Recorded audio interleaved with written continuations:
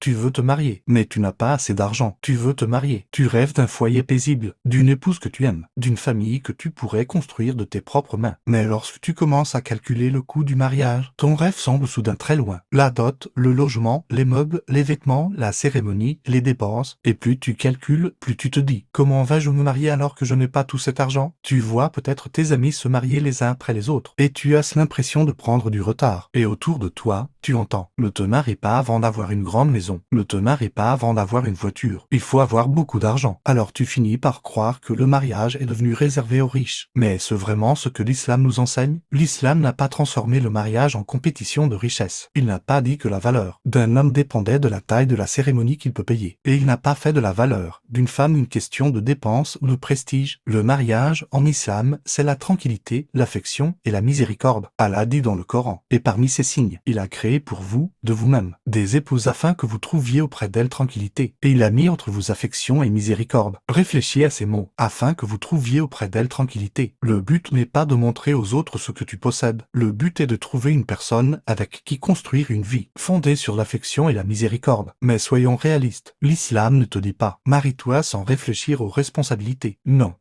Le mariage a une responsabilité. L'homme doit faire des efforts, travailler et assumer ses responsabilités selon ses capacités. Mais il y a une énorme différence entre être capable d'assumer un foyer et vouloir satisfaire toutes les exigences de la société. Il y a une différence entre pouvoir commencer une vie simple et honorable et s'endetter lourdement simplement pour montrer aux gens, regardez ce que j'ai organisé. Et c'est là que beaucoup de jeunes rencontrent une véritable difficulté. Parfois, le mariage n'est pas réellement impossible. C'est tout ce que nous avons ajouté autour du mariage qui l'a rendu impossible. Plus les exigences augmentent, plus les dépenses augmentent. Plus les dépenses augmentent, plus le mariage est retardé. Et plus le mariage est retardé, plus les jeunes subissent de pression. Puis nous nous demandons, pourquoi les jeunes souffrent-ils autant? Si tu es un jeune homme qui souhaite se marier, ne laisse pas les paroles des autres te briser. Pose-toi plutôt des questions simples. Qu'est-ce que je peux réellement offrir? Est-ce que je peux travailler? Est-ce que je peux assumer mes responsabilités? Est-ce que je peux commencer avec une vie simple? Est-ce que je peux progresser avec le temps? Si la réponse est oui, alors ne laisse pas le fait de ne pas tout posséder aujourd'hui te faire croire que ta vie est terminée. Personne ne commence sa vie en possédant tout. Une maison peut évoluer avec le temps. Les revenus peuvent augmenter. L'être humain apprend et progresse. Et une famille se construit petit à petit. Mais il y a quelque chose d'encore plus important que l'argent. Choisir la bonne personne. Tu peux épouser une femme qui possède beaucoup de biens et ne jamais trouver la tranquillité auprès d'elle. Et tu peux épouser une femme simple et trouver auprès d'elle l'affection, la fidélité et la miséricorde. Le prophète Muhammad a dit, on épouse une femme pour 4 choses, pour ses biens, sa famille, sa beauté et sa religion. Recherche donc celle qui possède la religion. La religion ici n'est pas seulement une apparence, c'est le comportement, l'honnêteté, la miséricorde, la responsabilité, la patience, le respect.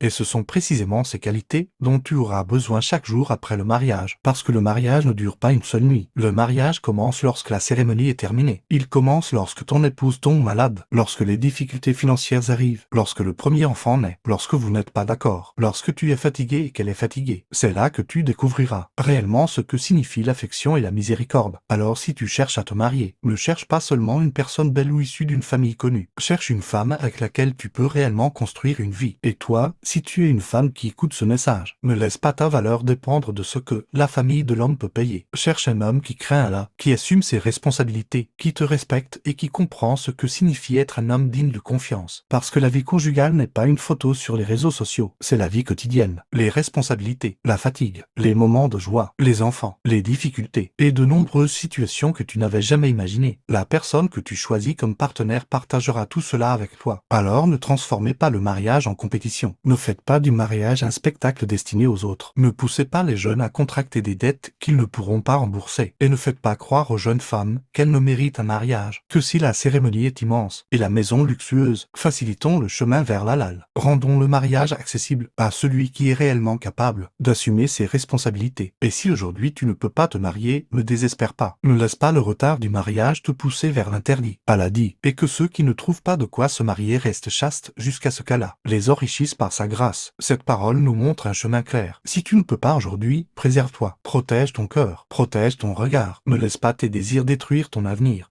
Travaille, épargne, apprends, invoque Allah, et cherche une voie licite. Et si tu es père ou mère, souvenez-vous d'une chose, vos enfants n'ont pas besoin d'un mariage impossible à financer. Aidez-les, facilitez-leur les choses. Ne faites pas du prestige plus important que la construction d'un foyer sain. Une petite maison où de jeunes commencent avec peu, mais avec de l'entraide, du respect et la crainte d'Allah, peut être meilleure qu'une grande maison remplie de dettes et de conflits. Alors, si tu es un jeune homme qui dit « Je veux me marier, mais je n'ai pas beaucoup d'argent », n'aie pas honte, n'abandonne pas. Ne te compare pas à celui qui possède plus que toi. Travaille selon tes capacités. Sois responsable et cherche une femme avec laquelle tu peux construire une vie, pas seulement une belle soirée. Et si tu es une jeune femme, ne mesure pas ta valeur à la taille de ta dot ou de ta cérémonie. Cherche un homme qui, lorsque la vie devient difficile, ne t'opprime pas. Un homme qui, lorsqu'il est en désaccord avec toi, ne t'humilie pas. Un homme qui, lorsqu'elle lui donne davantage, ne devient pas arrogant envers toi. Et un homme qui, lorsqu'une épreuve arrive, reste à tes côtés. Voilà le mariage qui mérite d'être recherché. Tu n'as peut-être pas besoin d'un mariage parfait. Tu as peut-être simplement besoin d'un départ sincère, de deux cœurs qui recherchent la satisfaction d'Allah et d'une véritable volonté d'assumer leurs responsabilités. Ne rendez pas l'halal tellement difficile que la rame devienne facile. Facilitons le chemin vers le mariage, afin qu'il mène à la tranquillité, et non d'être aux apparences et aux regrets.